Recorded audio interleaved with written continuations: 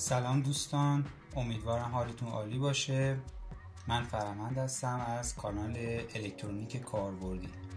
تو این ویدیو قصد دارم طریقه جریانگیری یا در واقع آمپرگیری رو توی دستگاه‌های مولتیمترهای نوع دستی و مولتیمترهای نوع اتورنج به شما عزیزان آموزش بدم. در واقع میخوایم با آمپرمتر دستگاه کار بکنیم. پیش از اینکه بخوام در مورد دستگاه صحبت بکنم، خب آمپرمتر دستگاهیه که باید به صورت سری توی مدار قرار بگیره. این شکل رو اگر نگاه بکنیم، خب این یک لامپه که ما چه بخوایم به برق AC وصلش بکنیم چه بخوایم به برق DC وصلش بکنیم فرقی نمیکنه. آمپرگیری حتما باید دستگاه آمپرمتر به صورت سری نصب بشه. خب خیلی ساده، برای که حالا بهتر یاد بگیریم، وسط یا سیم فاز یا سیم نول رو ما میچینیم و آمپرمتر یه سرش رو به سر بالا و سر دیگهش رو در واقع وصلش میکنیم به فاز. البته آمپرمتر ما میتونستیم توی این مسیر هم بذاریم.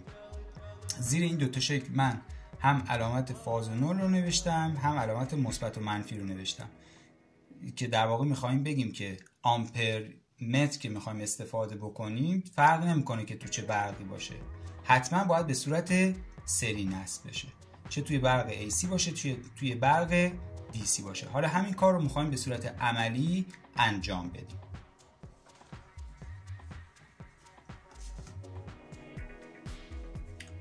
دستگاه مولتیمتر دیجیتال اتورنج رو روشن میکنیم. خب پراب مشکی رو که در واقع پراب کامان هست، پراب قرمز رو من یا باید روی میلی آمپرمتر قرار بدم یا باید روی آمپرمتر قرار بدم. خب من قرار آمپر این لامپ رو اندازه بگیرم. اگه اطلاع از حساباً اطلاعاتی که روی خود یک مصرف کننده مبنی بر این که چقدر آمپر میکشه روش درج نشده باشه و یا من اطمینان کامل نداشته باشم، مجبورم که از ماکسیموم رنج دستگاه استفاده کنم، یعنی از آمپرمترش استفاده بکنم. خب ولی من قبلا آمپر این لامپ رو گرفتم و این لامپ در حد میلی آمپر هست، بنابراین من فیش رو توی جک میلی آمپرمتر قرار میدم. این جک. خب دستگاه رو هم سلکتور رو هم چرخوندمش، گذاشتمش روی رنج 200 میلی آمپر. اگر بخواستم بذارمش روی آمپرمتر یعنی این جک، این سلکتور رو هم باید میذاشتمش روی این عدد 20 میلی آمپرمترش. رنج 2 میلی داره، 20 میلی داره و 200 میلی داره. خب حالا میخوایم آمپر خدمت شما که عرض شود این لامپ رو با دستگاه مولتیمتر دستی از نوع دیجیتال اندازه گیری کنیم. خب من به این لامپ 2 سوسماری وصل کردم. میام چی کار میکنیم؟ خب یه سر پراب رو به یه سر سوسماری لامپ وصل میکنم، سرهای باقی مانده رو وصل میکنم به پریز برق. اینم پریز برق.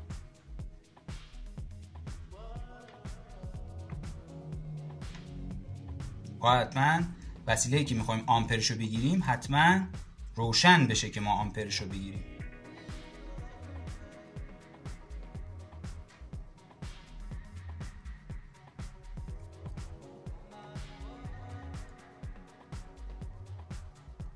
خب 16.9 میلی آمپر حدوداً 17 میلی آمپر.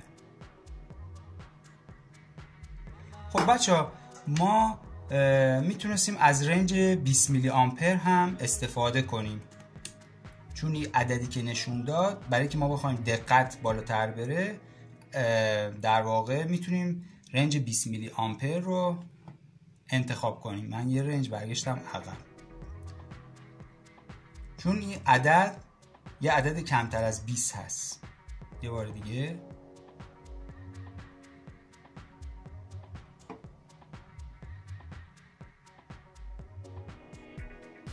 این دقیق تر شد. اون موقع من گفتم 17، حالا میگم 17.4 میلی آمپر. خب این با استفاده از دستگاه آمپرمتر نوع دستی، دیجیتالی نوع دستی. حالا میخوام این آمپرگیری رو با استفاده از مولتیمتر اتورنج انجام بدم.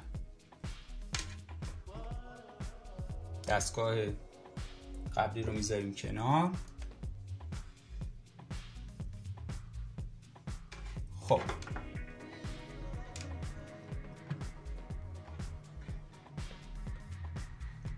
مولتیمتر اتورنج رو روشنش میکنیم. دستگاه گذاشتمش روی قسمت میلی آمپر متر. سلکتور دستگاه رو هم میزنم چون ما داریم از آمپرمتر AC استفاده میکنیم، یعنی یه لامپی که AC هست، داره با برق AC کار میکنه. پس سلکتور رو زدم و از میلی آمپرمتر AC دارم استفاده میکنم. خب فیش کامان که سر جای خودش، اینم فیش میلی آمپرمتر هست، اینم آمپرمترش هست که من فیش قرمز رو روی جک میلی آمپرمتر قرار دادم. اینم میلی آمپر. خب همون در واقع کاری که برای دستگاه قبلی انجام دادیم رو اینجا انجام میدیم. همونجور که میبینید دیگه اعداد ارقام ما اینجا نداریم، فقط همین مستقیم گذاشتیمش روی میلی آمپرمتر که از نوع AC هم هست.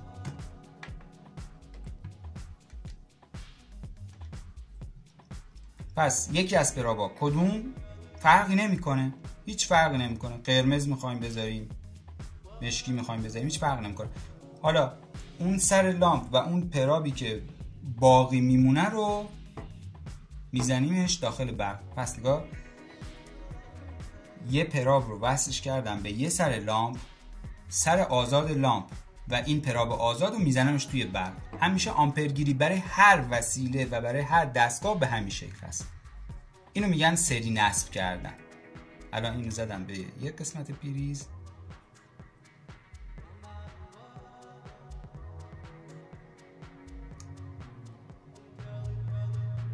با این دستگاه داره 18.3 میلی آمپر نشون میده که دیگه حالا بسته به نوع دقت هر دو دستگاه دیگه حدوداً توی یه محدوده داره نشون میده.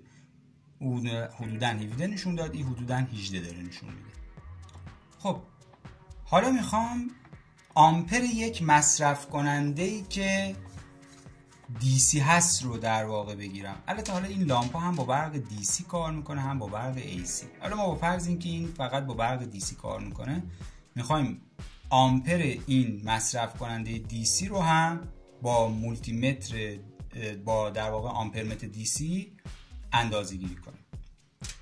دستگاه رو روشن میکنیم. کافیه که مود دستگاه رو روی مود DC بذاریم. خب من از یه آداپتور استفاده میکنم، یه آداپتور 12 ولت. میخوام این لامپ 12 ولت رو آمپرش رو اندازه بگیرم.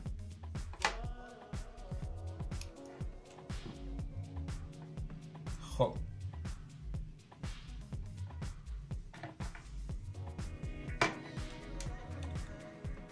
طبق نکته‌ای که گفتیم کافیه یه سر پراب بخوره به یک سر منبع تغذیه. خب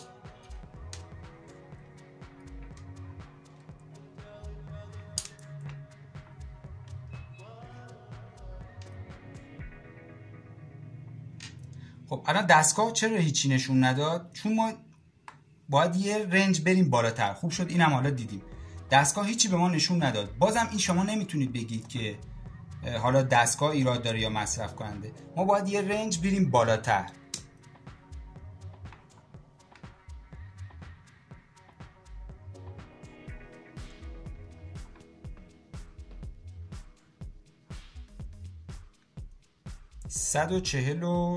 تقریبا 9 میلی آمپر. خب بعد اینجا هم همین جوره ها، مثل ولت متر اگر یه موقع عدد منفی نشون داد یعنی که جای این دوتا پرابر رو جابجا گرفتیم. یه بار دیگه نشون میدم. پس یه سره این الان مثبت، این قرمز، این مشکی منفی. یه سر پراب رو زدم به یه سر منبع تغذیه‌ام. حالا دو تا سر آزادم که این هست و این هست رو میزنم به دو سر لامپ.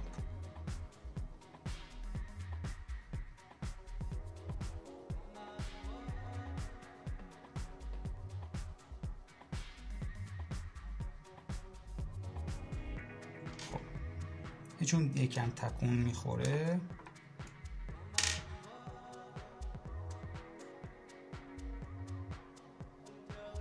149 رو به همون نشون داد. 149 میلی آمپر. خب حالا یه بارم آمپرش رو، این نکته‌ای که در رابطه با تغییر پراب گفتیم فرق نمیکنه چه مولتی متر نوع دستی باشه چه دیجیتال باشه. همون نکته‌ای که برای ولت متر گفته شد برای آمپر متر هم گفته میشه. این عدد منفیه یعنی که شما سر پرابا رو جابجا گذاشتید، چه حالا مولتی متر دستی باشه چه دیجیتال باشه. توی AC مهم نیست. توی AC اصلا دستم جابجا بشه، خدمت شما که عرض شود، علامت نداریم اونجا که بخواد علامت مثبت و منفی در واقع نشون بده. خب دستگاه رو روشن میکنم، گذاشتمش روی میلی آمپر متر DC. روی میلی آمپر متر DC هستش. جکم هم که روی خود میلی آمپر متر هست. این میلی آمپر میدیم که کامان هست. میخوام آمپر این لامپ رو اندازه گیری کنم.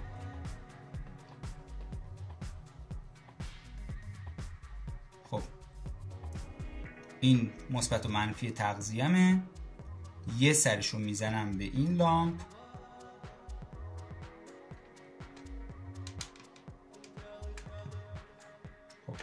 حالا اون دو تا سر آزاد رو من باید بزنم به دو سر این پرابه. این دو تا سر آزادی که الان اینجا دارم رو، اینو این باید بزنمش به دو تا سر این پرابه.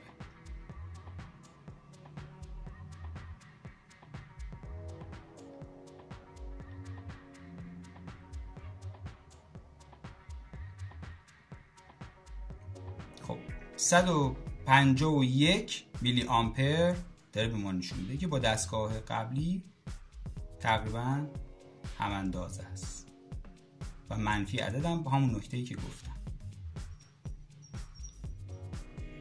خب این هم از طریقه استفاده از آمپرمترهای AC و DC.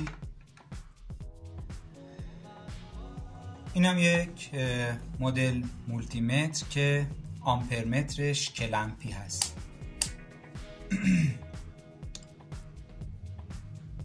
همون دستگاه های ولت متر و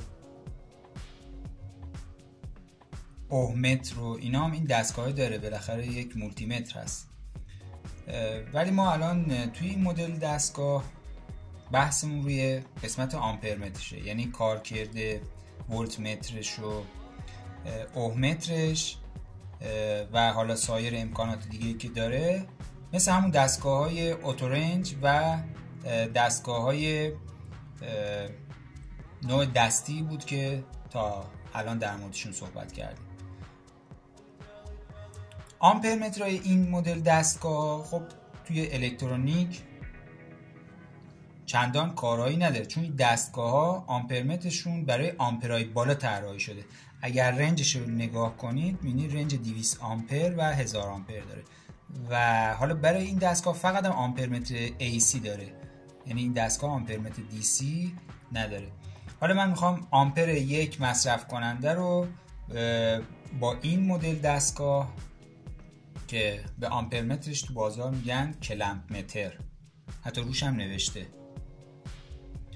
میخوایم آمپر رو بگیریم، چرا که دیگه نیازی نیست که در واقع ما بخوایم از جک مربوط به آمپرمتر، اصلا نداره که بخوایم استفاده بکنیم، جکاش فقط مربوط به ولتمتر هست و اوهمتر. پس چجوری از آمپرمترهای کلمپی استفاده میکنیم؟ خب ما برای که کارکردش یاد بگیریم اول دستگاه رو روشن میکنم، گذاشتمش روی رنج 200 آمپر و دیگه کمتر از این اصلا نداره حالا مال این دستگاه. یه لامپ رو باش روشن میکنم،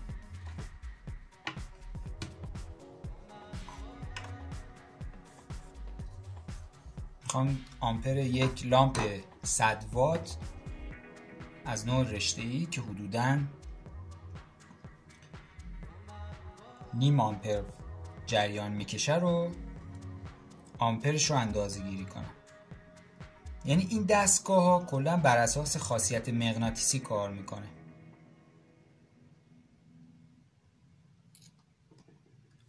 کافیه که من آمپرمتر رو بندازم دور یه حلقه سیم، خب یه بار دیگه من این لامپ رو میذارمش اونجا،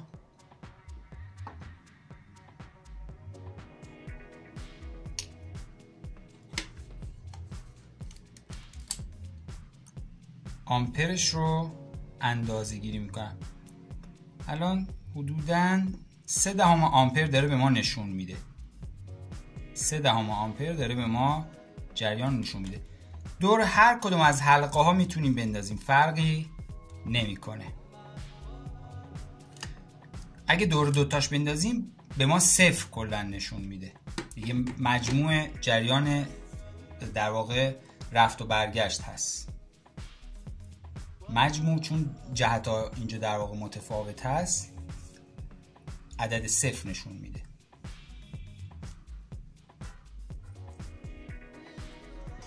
خب